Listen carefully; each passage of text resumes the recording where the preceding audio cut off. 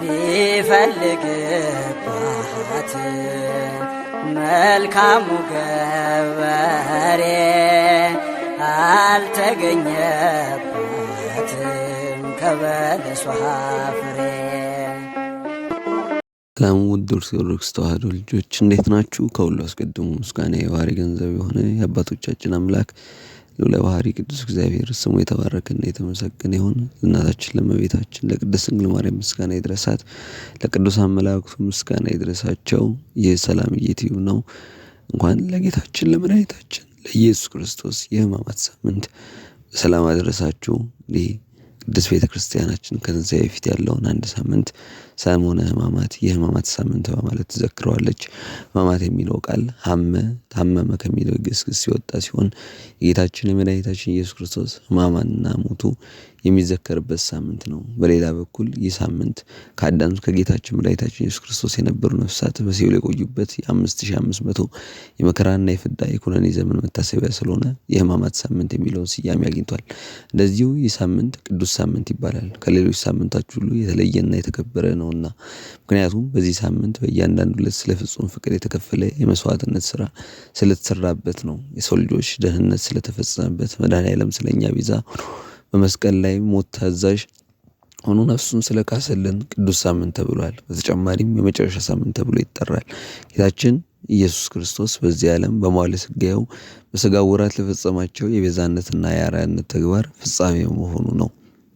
በዚህ ልዩ በሆነ ሳምንት ካህናት ምዕመናን በነግ በሰልስት በቀትር በተሰዓት በሰርክ ወደ ቅድስት ቤተ ክርስቲያን በመጓዝ ስለ ጌታችን ስለ መድኃኒታችን ስለ ኢየሱስ ክርስቶስ ሕማማተ መስቀል የሚያዘክረውን ምዕራፍ ከቅዱሳን መጻሕፍት በማንበብ በመጸለይ ሕማሙንና ሞቱን ያዘክራሉ። ቅዱስ ያሬድ በመጨረሻው ሳምንት በየዕለቱ በጌታችን ኢየሱስ ክርስቶስ ላይ የተፈጸመውን ነገረ መስቀል በተመለከተ ያዘጋጀው መዝሙር ይዘምራሉ። አብዝተውም ስግደትን ይሰግዳሉ። ሰሙነ ሕማማት ከሌሎች የአብይ ጾም ሳምንታት ልዩ የሚያደርገው ስርዓት አለ። በኦርቶዶክስ ተዋሕዶ አብያተ ክርስቲያናት ስርዓትና ደንብ መሰረት በሰሙነ ሕማማት ከጸሎተ ሐሙስ በቀር ቅዳሴ አይቀደስም፣ ስብሐተ ነግ አይደረስም፣ ጸሎተ ፍታት አይጸለይም፣ ጸሎተ አስተርእዮም አይደረግም። እንዲሁም ጥምቀትና ክርስትናም አይፈጸምም። ከላይ የተዘረዘረ የቤተ ክርስቲያን ስርዓቶች አስቀድሞ በዕለተ ሆሳዕና ይከናወናሉ። በተጨማሪ ማንኛውም ክብረ በዓል በዚህ ሳምንት ቢውል ከትንሣኤ በኋላ እንዲከበር ይተላለፋል። ይህ ብያኔ በኦርቶዶክስ ተዋሕዶ ቤተ ክርስቲያናት ዘንድ የጸና ኦርቶዶክሳዊ ስርዓት ነው።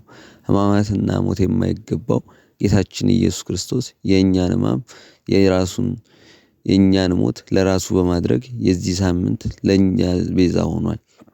ደዌያችንን ተቀበለ፣ ሕማማችንን ተሸከመ፣ ከአመፀኞች ጋር ተቆጠረ። እርሱ ግን ግፍ አላደረገም፣ ተንኮልም በአፉ አልተገኘበትም ብሎ ኢሳይያስ እንደተናገረው ምዕመናን ክርስቶስ የተቀበለውን የእኛን ሕማም መሆኑን በማዘከር በሰሙነ ሕማማት ከማንኛውም የሥጋ ሥራ መታቀብ፣ ዋዛ ፈዛዛ ባለመናገር በሐዘን ልብ ልናከብረው ይገባል። ብድራትን የማያስቀረው አምላክ መተላለፋችንን በደላችንን በመደምሰስ የመንግስቱ ወራሽ ያደርገናል። ሰሙነ ሕማማት እስከ 4ኛው ምዕተ ዓመት ድረስ ከጾሙ ተለይቶ ለብቻው ይከበር ነበረ። በኋላ ግን በባሕረ ሐሳብ ቀመር መሰረት ጾሙ ሕማማቱ ትንሣኤውም ተያይዘው እንዲከበሩ ተደረገ። ምዕራባውያን ከአረባ ጾም ውስጥ የመጨረሻውን ሳምንት ሰሙነ ሕማማት ያደርጉታል። የምስራቃውያን ኦሪየንታል ኦርቶዶክስ ተዋሕዶ አብያተ ክርስቲያናት ግን አርባውን ጾም ጨርሰን ከኒቆዲሞስ በኋላ ያለውን ተከታታዩን አንድ ሳምንት ሰሙነ ሕማማት አድርገን እናከብራለን። ከነዚህ የሕማማት ሳምንታት ውስጥ ጌታችን መድኃኒታችን ኢየሱስ ክርስቶስ በሦስቱ ዕለታት በሰኞ በማክሰኞ እንዲሁም በሮሙ ያከናወናቸው የድነት ስራዎች የሚከተሉት ናቸው። ለዛሬ የዕለተ ሰኞ መርገመ በለስ እንዲሁም አንጽሖተ ቤተ ክርስቲያን እንመለከታለን። ለቻናሉ አዲስ የሆናችሁ ሰዎች ሰብስክራይብ እንዲሁም ደግሞ ቀጣይ የሚለቀቁ ቪዲዮዎች እንዲደርሳችሁ የደውል ምልክቱን በመጫን ጀምሩ። እግዚአብሔር ከሁላችን ጋር ይሁን። በዕለተ ሰኞ በዚህች ዕለት ጌታችን መድኃኒታችን ኢየሱስ ክርስቶስ ሰው ሆኖ በዚህ ዓለም ሲመላለስ በሆሳዕና ማግስት ከቢታንያ ወደ ኢየሩሳሌም ሲገባ ሁለት ነገሮችን አድርጓል። አንደኛ ከቅጠል በስተቀር ፍሬ ያልተገኘባትን ዕፀ በለስን ረግሟል። በዚህም መርገመ በለስ ወይም የበለስ መረገም ቀን ተብሎ ይጠራል። ሁለተኛ ወደ ቤተ መቅደስ ገብቶ የሚሸጡትንና የሚለውጡትን አስወጥቷል። በዚህም አንጽሖተ ቤተ መቅደስ ወይም ቤተ መቅደሱን የማንጻት ቀን ተብሎ ይነገራል። በቅዱስ ማቴዎስ አገላለጥ በማግስቱ ተራበ የሚለው ቃል እንመለከታለን። ነቢዩ ኢሳይያስ እግዚአብሔር ለዘላለም አይራብም፣ አይጠማም፣ አይደክምም ይላል። በቅዱስ ወንጌልም በመጀመሪያ ቃል ነበር ይላል። ያ ቃል ቀዳማይ እንደሆነ ቃል በእግዚአብሔር ዘንድ እንደነበረ ያም ቃል እግዚአብሔር ነው ተብሎ ተጽፏል። ጌታችንም በማይለ ትምህርቱ ሲያስተምር የእኔስ መብል የላከኝን የአባቴን ፍቃድ አደርግ ዘንድ ስራውንም እፈጽም ዘንድ ነው ሲል ተናግሯል። ነብዩም እግዚአብሔር እንደማይራብ ተናግሯል። ታዲያ ጌታችን ለምን ተራበ?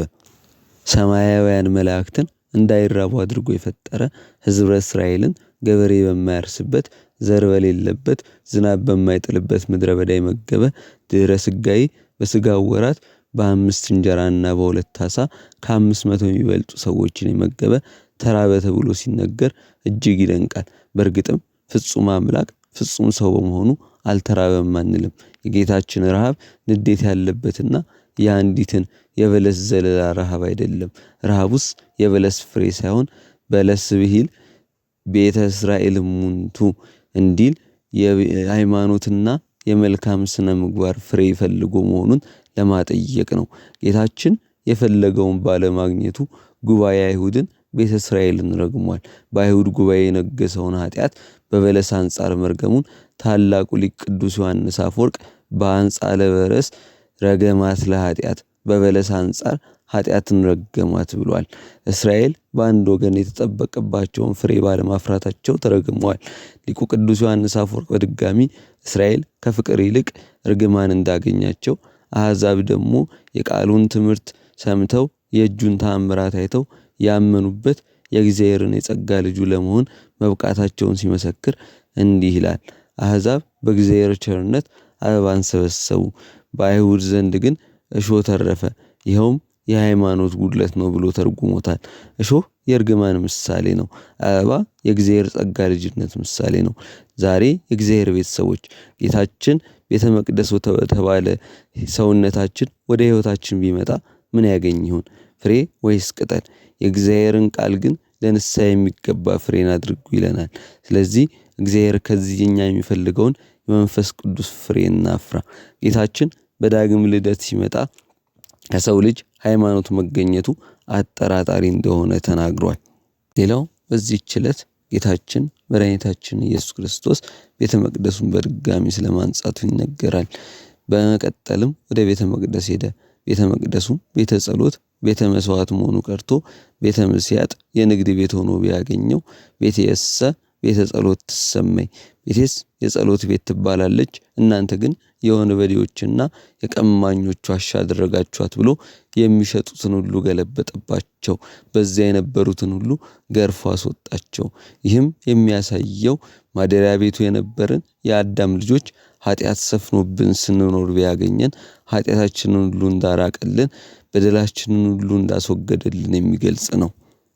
በአጠቃላይ በዕለተ ሰኞ አባቶቻችን ካስተማሩት ከብዙ በጥቂቱ ይህንን ይመስላል። ሕይወታችንን በአምላካዊ ስልጣኑ የቃኘ አምላክ ዳግም በመጣ ጊዜ የእምነትን ፍሬ አፍርተን ከእግዚአብሔር ዘንድ ዘላለማዊ ፍቅሩን ለማትረፍ እንትጋ። እንግዲህ ለቻናሉ አዲስ የሆናችሁ ሰዎች ሰብስክራይብ፣ እንዲሁም ደግሞ ቀጣይ የሚለቀቁ ቪዲዮዎች እንዲደርሷችሁ የደውል ምልክቷን መጫን አይንሱ። ወስብሐት ለእግዚአብሔር ወለወላዲቱ ድንግል ወለመስቀሉ ክቡር። ይቆየን።